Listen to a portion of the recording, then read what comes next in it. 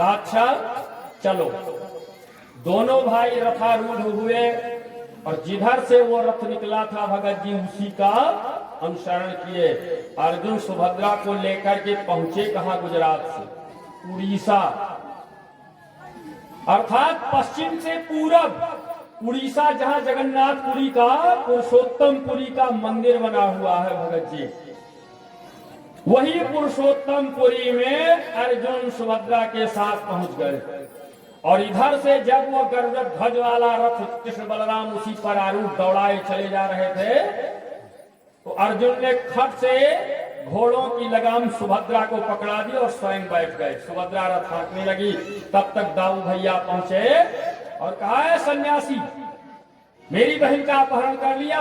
मूसल उठाए कि प्रहार करे अर्जुन पर, कन्हैया बीच में खड़े हो गए। ओ दाऊ भैया सुनो सुनो सुनो सुनो। कहा क्या? अरे सन्यासी का इसमें क्या दोष है? कहा इसने मेरी बहन का अपहरण किया है। कहा सन्यासी ने आपकी बहन का अपहरण नहीं किया है, आपकी बहन ने सन्यासी का अपहरण किया है, रथ हाँक रही है। अर्थात अर्जुन ने सुभद्रा का अपहरण नहीं किया, सुभद्रा ने अर्जुन का अपहरण किया है। अब बताओ क्या करोगे? तब तो दाऊ भैया शांत हो गए। कहा कन्हैया क्या किया जाए? तो जगन्नाथपुरी में कृष्ण बलराम सुभद्रा का मंदिर बन गया, वही मूर्ति है जहां लोग जाते हैं। महाराज बोलो जगन्नाथ जी महाराज की जय हो। इस तरह से माधव श्री ने मर्यादा बना दी भगत जी। अगर आप फौलाद हो जाएंगे, हो सकता है कि कोई प्रारब्ध रहा हो आपका बेटा या बेटी इस मार्ग का अनुगमन कर ले, तो अगर आप स्टील की तरह हो जाएंगे, झुकना नहीं सीखेंगे तो टूट जाएंगे। हो सकता है गलती हो जाए, कोई प्रारब्ध रहा हो, मार्ग से विचलित हो जाए, तो उससे बेहतर यह है कि कभी ना कभी आपको अंगीकार करना पड़ेगा।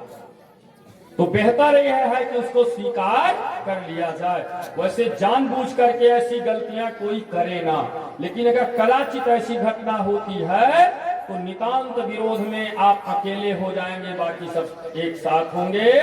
भगवान ने यही स्थापना कर दी। इस तरह से बहुत लीलाएं किया।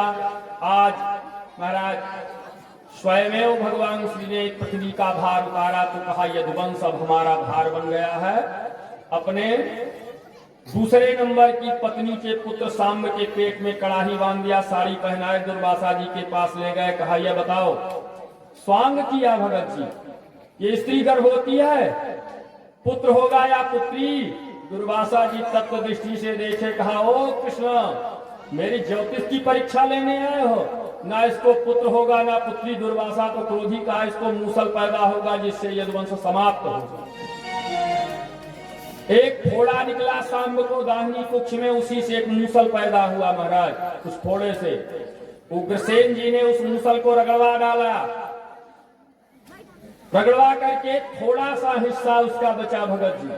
वो रगड़ने में रेतियों की पकड़ में नहीं आया, समुद्र की गहराई में फेंकवा दिया, लेकिन समुद्र पचा नहीं पाया। वो लोहे के कण सब बीज बन गए और आयरन की घास से उत्पन्न हो गए तट पर।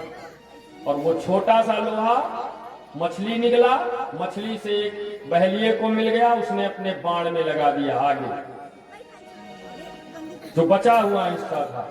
आज भगवान श्री ने अपने साथियों से कहा चलो प्रभास क्षेत्र चलते हैं, पूर्ण काल आ गया है।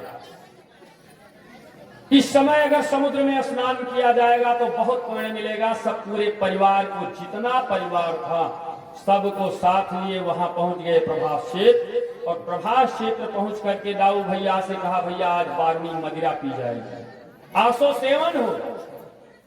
अन्य क्षेत्र कृतम पापम तीर्थ क्षेत्र भविष्य।